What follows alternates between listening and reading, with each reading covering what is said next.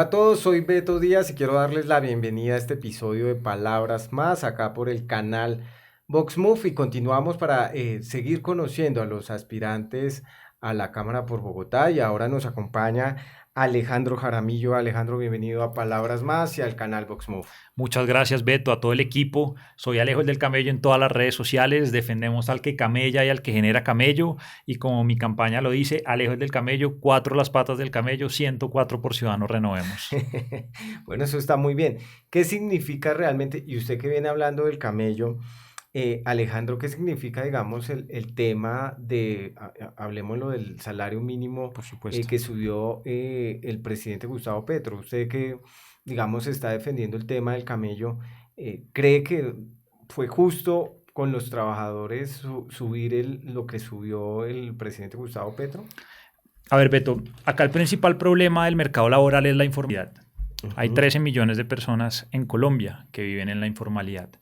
Solo para darles una idea, en el 2025, 7 de cada 10 empleos que se crearon fueron por cuenta propia. Esos son personas que están sobreviviendo básicamente. Y en Colombia hay 2.4 millones de personas que se ganan el salario mínimo. Ujú. Luego, si lo comparamos en cifras, no es justo para las personas que no se ganan el salario mínimo sufrir un incremento del 23% porque todo se les encarece, se les encarece los servicios, el transporte, la alimentación, absolutamente todo. Sin embargo, no podemos culpar al trabajador de celebrar el incremento del salario mínimo. Nosotros defendemos al que camella y eso quiere decir que defendemos al trabajador que merece un salario digno. ¿El informal usted cree, Alejo, que, digamos, lo hace realmente porque no puede acceder al trabajo o a un salario mínimo legal o porque realmente un salario no alcanza, digamos, para sobrevivir una familia? Entonces lo que hacen es que seguramente en esa informalidad consiguen más, digamos, Rebusque. mejores recursos que quedarse en una empresa trabajando. ¿O usted cree que lo hacen más por eso o porque realmente la oferta laboral no existe? Digamos, es una combinación de ambos factores. Ujú. Sin duda hay personas que les conviene mantenerse en la informalidad, pero esa no es la realidad de la mayoría de personas que luchan día a día. Ujú. Más del 90% de la fuerza laboral eh, la tienen las MIPIMES en Colombia. Y para una MIPYME sostener un incremento del salario mínimo con el 23% no es posible. Ujú. Va a ser el sector más afectado. Y en Colombia, pues como es una combinación de factores, tenemos por supuesto al que no le conviene salir de la informalidad, como también tenemos al que se le dificulta conseguir un empleo. Esa es la gran realidad de todos los que están hoy buscando un empleo. La falta de oportunidades en nuestro país ha hecho que el rebusque gane terreno y eso no puede ser así. Cuando el DANE nos dice que es que medimos el desempleo por cifras de ocupación y desocupación, hay un error gravísimo, porque es que cuando medimos la cifra de desocupación, no estamos midiendo quién realmente está cotizando a seguridad social, quién está garantizando un ahorro para su familia. Entonces, el problema estructural de la informalidad tiene que leerse mucho más allá. A nosotros el DANE nos debería revelar la cifra del desempleo, pero teniendo en cuenta la informalidad. Pero ¿no cree usted también que, por ejemplo, organizaciones, por ejemplo, religiosas que hoy no pagan, eh, digamos, sea la DIAN, impuestos, deberían empezar a regularse? Incluso muchas iniciativas que están en el Congreso han sido frenadas para que, digamos, estas organizaciones que hoy tienen, digamos, una organización, por decirlo de alguna manera, que aquellos empresarios informales no la tienen, pues han sido frenados. Si usted llega a ser representante a la Cámara por Bogotá, ¿estaría usted de acuerdo de que estas organizaciones, digo, digamos, eh, organizaciones de fe, Sí. independiente digamos, si es cristiana, evangélica o musulmana, bueno, en fin, independiente, pero que sean organizaciones que ya están muy consolidadas, empezaran ya pues a pagar impuestos?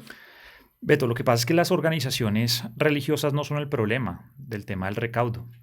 Acá ¿Pero no cree que sí ayudaría en algo? lo que pasa es que las organizaciones religiosas como entidades sin ánimo de lucro Ujú. ya hay algunos impuestos que pagan. Ujú. No es real que las organizaciones religiosas no paguen del todo impuestos. Ujú. Entonces debemos tratarlas así, son entidades sin ánimo de lucro. Y cuando uno no tiene un ánimo de lucro, pues no debe pagar impuestos. Eso lo debe reflejar y solo, digamos, protege la regulación. Las entidades sin ánimo de lucro acá no son el problema. El problema en Colombia de los impuestos es la evasión, el contrabando y realmente la alta carga impositiva que muchas veces obliga a algunas personas a evadir. Pero ese sin ánimo de lucro no lo han usado, no lo han usado también algunas empresas, digamos, que están formalizadas también para bajar un poco su carga fiscal. Sí, en Colombia, digamos, hay una realidad y es que muchos colombianos creen que echa la ley, echa la trampa y se han ido Ujú, para utilizar esta figura y abusar de la ley. ujú. Eso nadie lo puede desconocer, pero nosotros no podemos legislar con base en la excepción. Tenemos que legislar con base en la generalidad y nosotros tenemos que garantizar una regulación para las entidades sin ánimo de lucro como deben ser. Pero ¿cómo se le puede garantizar? Porque yo sí, digamos, creo, y no sé si Alejo digamos, esté de acuerdo con ello, pero yo sí creo que debería haber un tipo de legislación diferente, por ejemplo, para las pymes, ¿cierto? Ujú. Una legislación diferente también para estas organizaciones sin ánimo de lucro. Sí, Y, fíjese cómo es de curioso, Beto. Ahorita sacan el decreto del incremento del 23% del salario ujú, mínimo, sí, totalmente improvisado. Después les tocó salir a recular al gobierno a decir, no, el salario mínimo no va a afectar a las MIPYMES, vamos a sacar un decreto para que las MIPYMES no se vean afectadas con el salario mínimo. También vamos a sacar un decreto para que desafectemos la vivienda y el pago de vivienda del salario mínimo. En este gobierno hay un nivel de improvisación tal que creo que ni siquiera han contemplado ese hecho porque se apresuran a tomar medidas que son ideologizadas y se dejan llevar por el activismo y no por el tecnicismo. ¿qué haría usted, digamos, cuál sería la ley que usted llegaría y diría, oiga, esto es lo que podría empezar, y hablando sobre el tema del camello, Uh -huh, ¿cierto? uh -huh. Porque se está volviendo un tema, digamos, poco técnico y más ideológico. Sí, En ese no, orden de ideas, ¿cuál sería la propuesta que usted haría? Porque es evidente que este año vamos a tener ese incremento y que se va a claro, empezar a regir la economía del país por ese salario mínimo legal. claro. Hay que generar facilidades para contratar. Ujú, Bajar las cargas para que al empresario se le haga más fácil contratar, permitir la contratación y la cotización por horas, por ejemplo. Hoy el mercado laboral exige que el joven pueda tener 2 y 3 trabajos siempre y cuando tenga acceso a Internet y un computador a la mano. Tenemos que facilitarle a ese joven que pueda cotizar en sus 2 y 3 trabajos y que pueda hacerlo así durante varias semanas, porque esa es la realidad del mercado laboral. Entonces, por una parte, facilitar la creación y la contratación. Eh, Tenemos que el 20 de julio, cuando sea representante a la Cámara, crear una mesa técnica y estudiar cómo reducirle la carga a los contratistas. Eh, es impensable que a un contratista se le pidan tantos documentos para poder suscribir un contrato. Y uno analiza todas esas bases de datos y todo eso se puede simplificar, que solamente sea una base de datos donde ellos descargan su documentación y que hagamos más fácil la contratación. Hay que facilitar la contratación para generar empleo, reducir las cargas tributarias sobre todo a las MIPYMES. Como más del 90% de las empresas en Colombia son MIPYMES, hay que reducirles la renta, hay que revisar el tema del IVA. El IVA usted lo paga muchas veces como empresario y no tiene cómo soportarlo, porque el IVA es bimensual, entonces tiene que pagarlo con ingresos que muchas veces no le han entrado, porque es que hay proveedores que pagan a 60 y a 90 días. ujú. Eso es injusto para una MIPYME. Muchas veces sufren para pagar la nómina y eso hay que revisarlo. Hay que revisar todo el marco de exenciones del estatuto tributario, porque las exenciones son el gran problema, digamos, de la regulación tributaria. Si quitáramos tantas exenciones, podríamos hacer una regulación tributaria más justa para todas las MIPYMES y para todo el colombiano. Porque, digamos, y en su experiencia, Alejo, digamos, piden tanta documentación, digamos, y esto lo veo en lo público más que en lo privado, ¿cierto? Porque en Sí. lo privado, digamos, si usted es contratista, se pasa su cuenta de Uh -huh, cobro, el RUT, y ya, uh -huh. digamos, a 60 días, o bueno, lo que usted haya pactado, digamos, en el pago. Pero ¿por qué en lo público, cuando usted es contratista, piden tanta documentación? Es decir, eso me parece, es decir, Es inaudito. a qué se debe todo como 25 o 26 papeles para que contraten a una persona? Colombia es un país muy legalista y debemos ser más pragmáticos. Nosotros tenemos que facilitar la contratación. Hoy el desempleo ha bajado principalmente por el gasto público, Ujú. por la burocracia, digámoslo así, pero es inaudito que a un contratista se le pidan 25 documentos para suscribir un contrato. y Sí, que adicionalmente le sujeten el pago de su contrato al apoyo político que tiene, o que vaya a marchar a una plaza para ver si sí le renovamos su contrato. Eso es inaudito en Colombia. Deberíamos privilegiar la meritocracia y hacer más fácil la contratación. pero digamos, en esa idea que usted tiene se ha ido, digamos, en decir, vamos a eliminar las OPS que se llaman, ¿cierto? Las No órdenes de tanto como prestación de eliminar, servicio. ojo, no es eliminar OPS, sino facilitar la creación de OPS, porque es que Pero no sería mejor para poder quitar ese, digamos, el que usted sea uh-huh, una cuota política, por decirlo de alguna uh-huh, manera, y que uh-huh. tenga que salir a marchar a una plaza o que tenga que votar por X candidato y compartir su contenido en sus redes sociales, ¿no le es más fácil, digamos, a esa persona, digamos, ser un contratista, no, en vez de ser un contratista, ser un empleado formal? Claro, lo que pasa es que no están las plazas de planta. Y el costo para el Estado, recuerdo cuando el primer año de gobierno de Petro que dijo, vamos a terminar las OPS. Ujú, Yo quiero no, ver ahora si están terminadas las OPS o cuánto han crecido las OPS. Al final del 2025 había más de 5.000 contratistas a los que no se les había pagado, les debían más de 2 y 3 meses, según lo reveló la Defensoría del Pueblo. Y muchos les sujetaron su renovación del contrato para que fueran a apoyar al gobierno. Eso tiene que cambiar. En Colombia tenemos que privilegiar la meritocracia. Ampliar, por supuesto, la planta de personal para que haya menos OPS, pero las OPS no se pueden eliminar porque es que muchas veces por la necesidad del servicio una entidad necesita contratar personas que no necesariamente deban ser por un periodo de tiempo indeterminado, indefinido. pero sí reducirlas, por lo Por menos. supuesto, tenemos que reducirlas, pero garantizando la manutención, es decir, no despidiendo gente, tenemos que facilitar la contratación. Es que, a ver, el gasto del Estado se puede reducir de muchas maneras, pero no afectando al trabajador. El trabajador necesita trabajar.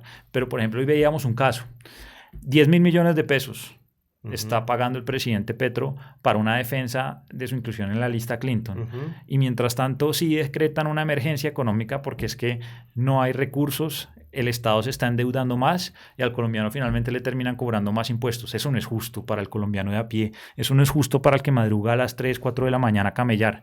Nosotros tenemos que defender a esa persona, al que madruga a las 3 y 4 de la mañana a camellar, porque es que esa persona es la que le cuesta llegar a fin de mes y la única política que nos va a sacar adelante es el camello. El trabajo dignifica, donde hay camello, hay presente y hay futuro.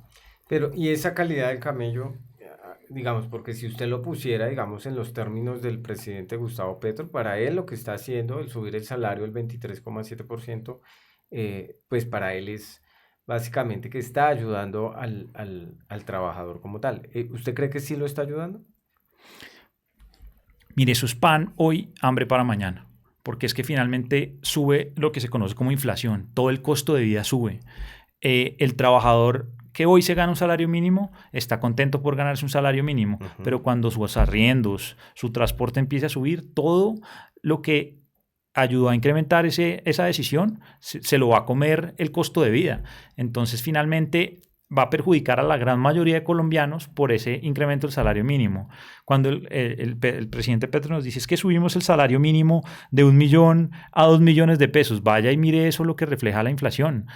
Hoy veíamos cifras que el Banco de la República, que se da la pelea, siendo una entidad muy seria e independiente, de mantener controlada la inflación, hoy tiene una inflación disparada y un Estado que se está endeudando cada vez más. Es que la deuda a la postre se termina representando en más impuestos para los colombianos. Bueno, no sé cuál es el concepto que tiene usted de los representantes de la Cámara por Bogotá em, ahora. ¿Por qué? Porque siento muchas veces que los representantes a las cámaras por Bogotá terminan hablando de temas nacionales Uh -huh. y poco de lo que está sucediendo en Bogotá. ¿Cuál es, digamos, el panorama que usted Sí. hace que hoy tiene Bogotá y cuál es el balance que hace usted de los actuales congresistas que entregan, digamos, este 20 de julio su cargo? Beto, yo llevo 10 años trabajando en el Congreso, lo Ujú, conozco bien. El Congreso es tan diverso como el país que representa. Usted ve en el Congreso congresistas muy pilos, muy técnicos, así como también otros que solamente se dedican a hacer gestiones políticas burocráticas.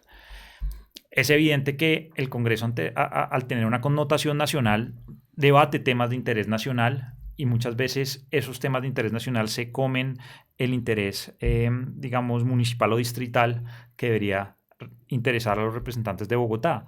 Pero yo tengo una imagen favorable de los representantes de Bogotá y haciendo un balance, podríamos decir que de las 18 curules que tiene Bogotá, podríamos decir que 8 o 9 son excelentes. A los 10 restantes los vamos a entrar a cambiar. ¿Y qué hace el balance que, por ejemplo, de la administración de Carlos Fernando Galán? ¿Cómo ve usted que se está manejando la ciudad? Sí, mire, yo creo que el alcalde Galán ha hecho un esfuerzo enorme por mejorar la infraestructura de la ciudad Ujú. y principalmente una de las maneras de mejorar el camello, no solo en una ciudad, sino en un país, es invertir en infraestructura. Bogotá tiene la menor tasa de informalidad en Colombia, 34%, frente al 56% de informalidad que tiene a nivel nacional. Pero tenemos un problema con Bogotá y es que los temas de seguridad se han comido un poco la imagen positiva del alcalde Galán. Para nadie es un secreto que la percepción de seguridad no es buena en Bogotá. Y por más gestión que usted haga en materia de infraestructura, en materia, porque tiene excelentes secretarios, por más gestión que usted haga, si usted no tiene buenos resultados en materia de seguridad, su imagen va a seguir siendo negativa. Entonces yo creo que eso es lo que sienten hoy muchos bogotanos, que mientras la seguridad no mejore, pues la imagen del alcalde Galán no va a mejorar. ¿Y qué propuestas trae usted para seguridad, digamos, que se pudiesen implementar Ujú. y, y digamos que se puedan llevar a cabo? Porque Sí, claro. digamos que No, no. tienen que ir esto ya a orden nacional o el presupuesto, o que dejen mayor presupuesto de la nación para el distrito para que pueda invertir en seguridad, o cómo usted ve este tema que se pueda manejar desde el Congreso de la Sí. República. Hoy tenemos una capacidad instalada de la Policía Nacional que es limitada. Sin embargo, podemos acudir a otras alternativas que ayuden a fortalecer las estrategias de seguridad con información e inteligencia. Por ejemplo, los recicladores. ¿Qué tal si con los recicladores tenemos una red de apoyo para suministrar la información de primera mano a la policía y que podamos detectar dónde se genera el microtráfico, los hurtos ¿Pero usted y cree los que la homicidios? policía hoy no sabe dónde está el No, microtráfico? por ¿O lo... supuesto que lo tiene identificado. Lo que pasa es que la reacción no es inmediata porque no tenemos la capacidad suficiente, el pie de fuerza. Yo creo que la policía lo tiene bien detectado, pero a lo que voy es, si tuviéramos mayor inteligencia, podríamos prevenir más. Y una de las maneras de tener inteligencia es actuando con el ciudadano a pie, con el reciclador, en coordinación, en una coordinación como mucho más entrelazada. ¿Pero no cree usted, por ejemplo, que el Congreso ha sido permisivo o le ha faltado fuerza para exigirle a la Policía Nacional, por ejemplo, que actúe con inteligencia? Es decir, yo creería que, bueno, ahora, de pronto es mucho pedir también, porque el C4, por ejemplo, acá en Bogotá no tiene articuladas todas las cámaras, Sí, que debería ser algo que ya hoy, digamos, usar la tecnología sí. para poder implementar este tipo de cosas. ¿No cree que el Congreso sí se ha quedado corto en eso? Beto, lo que pasa es que vivimos en un régimen presidencialista en Colombia. Digamos, esto no es culpa exclusivamente del Congreso. Yo he visto cómo se han hecho muchos debates de control político al Ujú. ministro de Defensa efectivos en la medida en que logran medios de comunicación y logran hacer una presión importante. Pero para nadie es un secreto que la salida de más de 60 generales han debilitado la experiencia, la capacidad instalada de la policía y formar un general es algo muy complejo. 30 años de formación combatiendo al crimen, entendiendo cómo funciona el crimen para que de un momento a otro, para garantizar su gobernabilidad, lo saquen. Yo creo que hay que pensar muy bien en reincorporar a muchos oficiales sin afectar a los oficiales que ya están al mando, porque tampoco podemos desconocer que hay muchos oficiales al mando que son muy capaces, pero de un momento a otro usted sacara toda su fuerza con mayor experiencia, va a golpear la seguridad de una manera u otra. Entonces, no es tanto culpa del Congreso, que en esa faceta se dedica más a una fase de control político. Obviamente, en la elaboración de las leyes se debe tener una mayor rigurosidad para efectos de seguridad, pero esto es un tema principalmente del Ejecutivo. Pero mire, es que yo veo, por ejemplo, en el Congreso, y yo creo que los ciudadanos también lo ven, Alejo, y es que llaman al ministro a Uh -huh, hacerle un control político o a mociones de censura de los ministros, y hablo del de defensa. uh -huh. Es simplemente cuando un bombardeo, que hubo niños o X o Y, pero nunca los ve uno haciendo un control de qué pasa, por ejemplo, con la inteligencia del ejército. Pareciese que hoy ya, y usted dice, bueno, se fueron 30 generales. Más de 60. Más de 60, bueno, más de 60 generales. Y entonces, ¿qué estamos haciendo? Es decir, no vemos ese llamado que debería estar haciendo digamos, el Congreso de la República. Se centra en lo que le digo. Entonces, hubo un En la atención, bombardeo y sí. murieron tantos niños y hubo moción de censura y no pasó nada y ya todo se acabó. Es decir, no pasa absolutamente nada. Pero dejan pasar, digamos, por ejemplo, ¿qué está pasando con la inteligencia del ejército? Pareciese que hoy no hay inteligencia, porque yo creo que hoy, por ejemplo, lo que es que, bueno, las localidades en Bogotá, eh, el tema del microtráfico, yo creo que hoy se debe, o yo creería que la policía debe tener identificado dónde están esas casas o esos grupos en Bogotá. ¿Qué hacer si usted llega a ser representante a la Cámara para poder, por lo menos, minimizar, digamos, esa inseguridad que no solamente afecta al ciudadano a pie, sino al pequeño y mediano empresario que hoy está siendo extorsionado, que hay es decir, el año pasado, no sé si usted supo, en tiroteos sobre la calle 13, pues falleció Sí. un comerciante precisamente porque no le pagaba el fleteo a No, las terrible. mafias. Mire, las comisiones segundas de Senado y Cámara son los que se encargan de los temas de Ujú. inteligencia y contrainteligencia. Yo lo que planteo sería, en el momento en que sea representante de la Cámara, vamos a radicar un proyecto de ley para cada 3 meses. El ministerio deba rendir un informe no solamente a las comisiones segundas, sino que se cree una comisión de seguimiento a la inteligencia y la contrainteligencia del Estado para ver cómo está avanzando y mejorando a través de indicadores muy claros, de metas. Yo soy amigo de ponerle a cada meta un indicador, porque de lo contrario no vamos a mejorar y ver mejorar la gestión.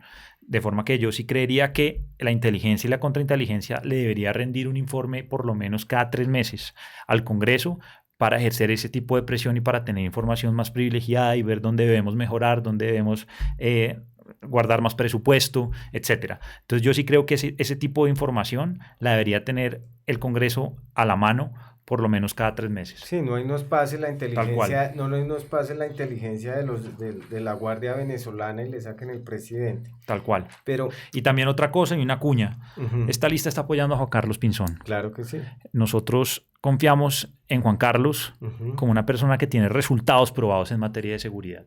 Ha sido uno de los ministros de defensa con mayores golpes a la criminalidad durante su experiencia pública, con excelentes relaciones en Estados Unidos. Confiamos en que la presidencia de Juan Carlos Pinzón va a recuperar la seguridad en Colombia.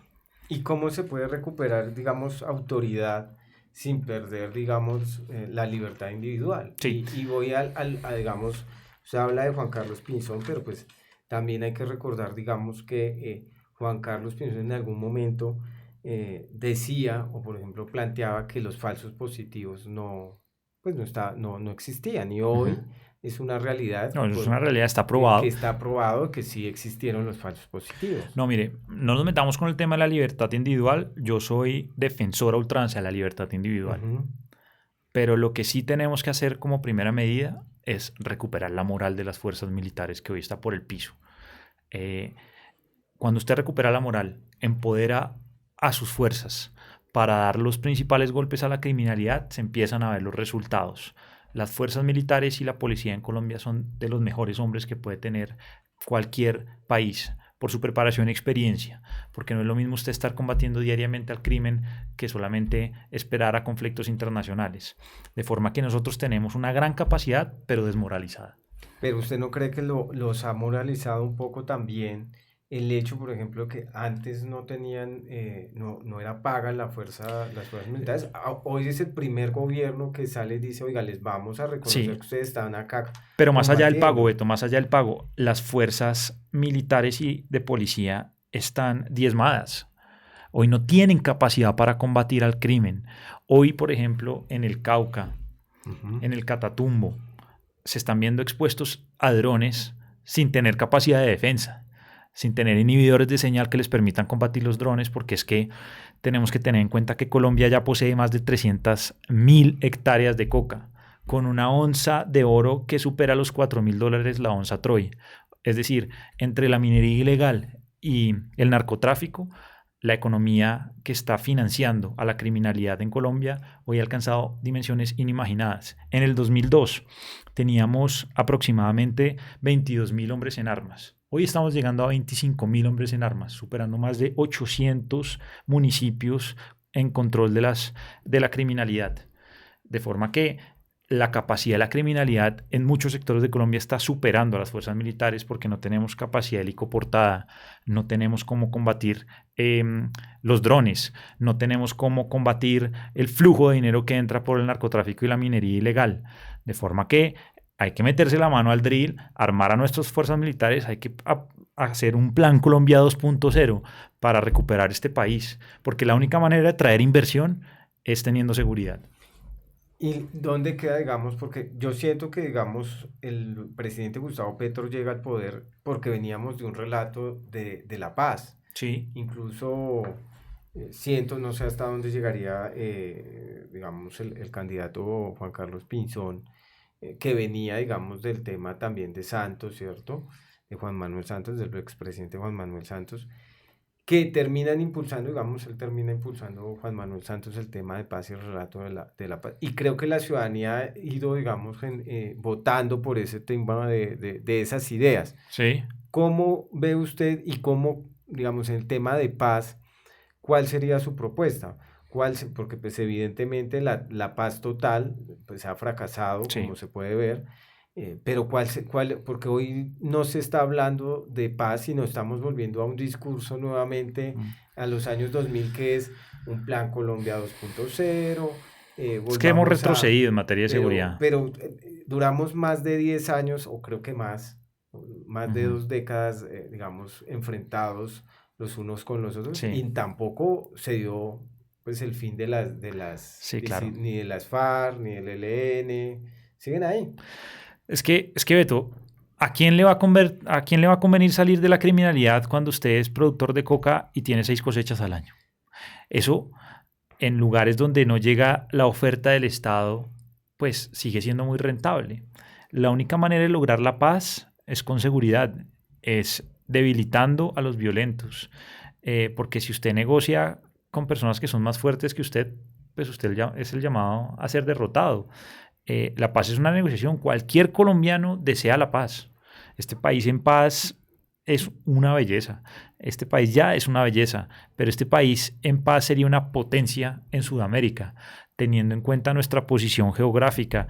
Mire, yo me sueño, Beto, con que Colombia sea un motor de transporte multimodal. ¿Qué tal si nosotros hacemos el canal de Panamá 2.0, que a mí me gusta esa palabra 2.0, pero si nosotros desarrollamos una entrada entre el Océano Atlántico y el Océano Pacífico para promover la inversión conectado con un transporte multimodal por los ríos, por vías férreas, Colombia sería una potencia, tiene todo para crecer, para atraer empleo, tenemos todos los microclimas, la frontera agrícola, hay más de 40 millones de hectáreas de frontera agrícola y solo explotamos la mitad.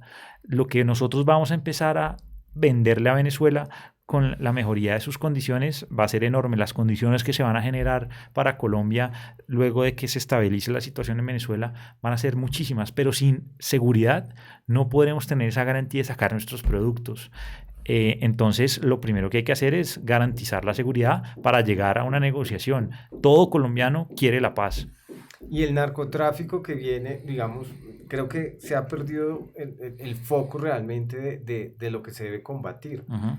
Porque los que les dan combustibles, digamos, a los grupos armados es evidentemente el narcotráfico. Así es. El que le da combustible a las bandas criminales en Bogotá es el narcotráfico. Y creo que, y no sé si usted ha escuchado a Juan Carlos Pinzón en torno a eso, digamos, creo que se está perdiendo el foco por un lado de lo que es el narcotráfico y otro lado que son los grupos armados. Y digamos, cómo categorizarlos. Hoy, digamos, el ELN, ¿qué haría usted, digamos, en el Congreso de la República, por ejemplo, con un grupo como el ELN? Mire, pues el 20 de julio yo voy a entrar a formar parte de la Comisión Séptima, que es la que trata los temas laborales y de seguridad social. Desde luego esos temas le competen más a la Comisión de Paz y se tratan en general en plenaria, donde se tratan los temas gruesos y así como los controles políticos.